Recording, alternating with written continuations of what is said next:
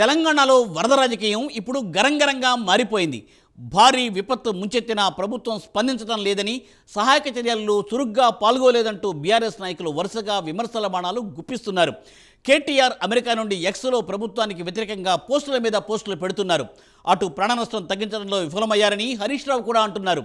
వీరికి సీఎం రేవంత్ రెడ్డితో సహా మంత్రులు కూడా తీవ్ర స్థాయిలో కౌంటర్లు ఇచ్చేస్తున్నారు.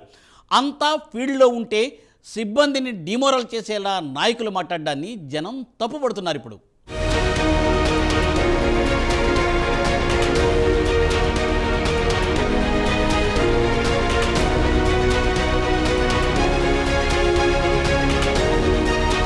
హైదరాబాద్కు 2020లో వరదలు వచ్చి మునిగినంత పనైతే నాడు సీఎంగా ఉన్న కేసీఆర్ ప్రగతి భవన్ నుంచి కాలు అడుగు తీసి బయటకు వేయలేదు. వరద బాధితులను పరామర్శించలేదు, ధైర్యం చెప్పలేదు. దీనిపై కేటీఆర్ను జర్నలిస్టులు ప్రశ్నిస్తే సీఎం అన్నాక చాలా పనులుంటాయి, బిజీగా ఉంటారంటూ జవాబు ఇచ్చారు. సీన్ కట్ చేస్తే 2024 తాజా వరదలు ఉమ్మడి ఖమ్మం, నల్గొండ, వరంగల్ జిల్లాలను వణికించింది. ఊహించని విపత్తు ఒక్కసారిగా రావడంతో ప్రాణ ఆస్తి నష్టాలు జరిగాయి.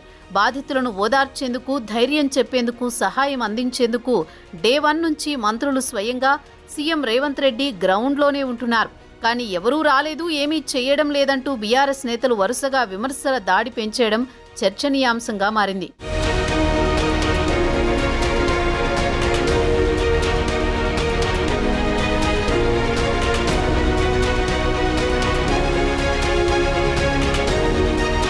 వరదల బారి నుంచి రాష్ట్ర ప్రజలను కాపాడి వారికి భరోసా కల్పించడంలో కాంగ్రెస్ ప్రభుత్వం పూర్తిగా విఫలమైందని అమెరికా నుంచి మాజీ మంత్రి కేటీఆర్ ఎక్స్లో పోస్ట్ చేసి విమర్శించారు.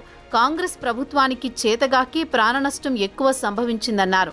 వాతావరణ శాఖ అలర్ట్ చేసినా కాంగ్రెస్ ప్రభుత్వం కుంభకర్ణ నిద్రలో ఉందని పోస్టు పెట్టారు.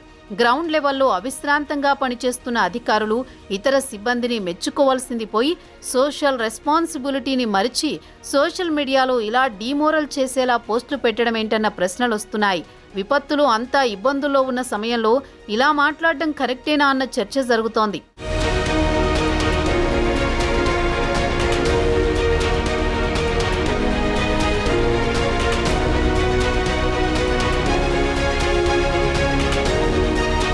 మరో మాజీ మంత్రి హరీష్ రావు కూడా రియాక్ట్ అయ్యారు. ఏపీలో 74 ఏళ్ల సీఎం వర్షాలు లెక్క చేయకుండా తిరిగితే ఇక్కడ సీఎం మాత్రం ఇంట్లో ఫిడేల్ వాయించారని విమర్శించారు.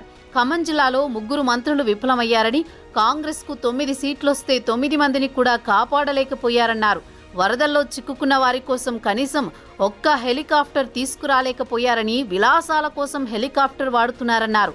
సో ఒకవైపు సహాయ చర్యలు పెద్ద ఎత్తున జరుగుతుంటే ఇంకోవైపు గ్రౌండ్లో పనిచేస్తున్న వారు ఏమీ చెయ్యట్లేదన్న అర్థమొచ్చేలా బీఆర్ఎస్ నేతలు మాట్లాడడంపై కాంగ్రెస్ లీడర్లు గరం అవుతున్నారు. ప్రజలతో కలిసి ఆందోళనలు చేయాలని యాక్షన్ ప్లాన్ రెడీ చేసుకున్న బీఆర్ఎస్ ఇప్పుడు అదే ప్రజలు కష్టాల్లో ఉంటే మాత్రం కనీస సహాయక చర్యల్లో పాల్గొనకపోవడాన్ని ప్రశ్నిస్తున్నారు.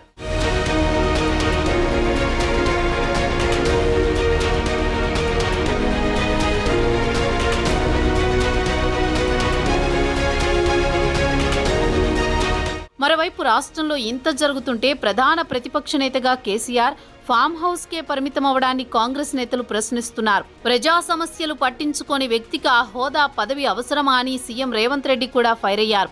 అదే సమయంలో హరీష్ రావుకు సీఎం రేవంత్ సవాల్ కూడా విసిరారు. ఖమ్మంలో పువ్వాడ అజయ్ ఆక్రమించిన కాలువను తొలగించాలని హరీష్ రావు డిమాండ్ చేయగలరా అని ప్రశ్నించారు. హరీష్ రావు ఓకే అంటే అధికారులను పంపిస్తానన్నారు. ఆక్రమణలు ఎక్కడున్నా ఫుల్ స్టాప్ పెట్టాల్సిందే అన్నారు. చెరువులను చెరపట్టడంతోనే ఈ పరిస్థితి వచ్చిందన్నారు సీఎం.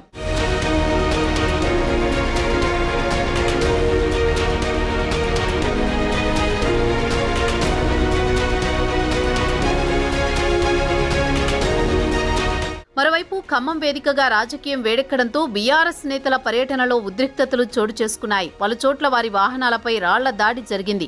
ప్రజలకు సాయం చేద్దామని వస్తే తమపై దాడి జరిగిందని హరీష్ రావు అంటున్నారు. పంట నష్టపోయిన ఎకరానికి 30,000 ఇవ్వాలని డిమాండ్ చేస్తున్నారు. చనిపోయింది 16 కాదు 30 మంది అని అంటున్నారు. నిజానికి చాలా చోట్ల 30 సెంటీమీటర్లకు పైగా వర్షపాతం నమోదైంది. ఈ స్థాయి వాన వస్తే సమస్యలు పెరుగుతాయి. అయితే వాటిని సకాలంలో డీల్ చేసి బాధితులను ఆదుకోవడమే కీలకంగా ఉంటుంది. ఇప్పుడు సకాలంలో సహాయం అందింది కూడా. కానీ అధికారంలో ఉన్నప్పుడు ఒకలా, ప్రతిపక్షంలో ఉన్నప్పుడు మరోలా మాట్లాడడం ఏంటన్నదే పెద్ద క్వశ్చన్గా మారింది ఇప్పుడు.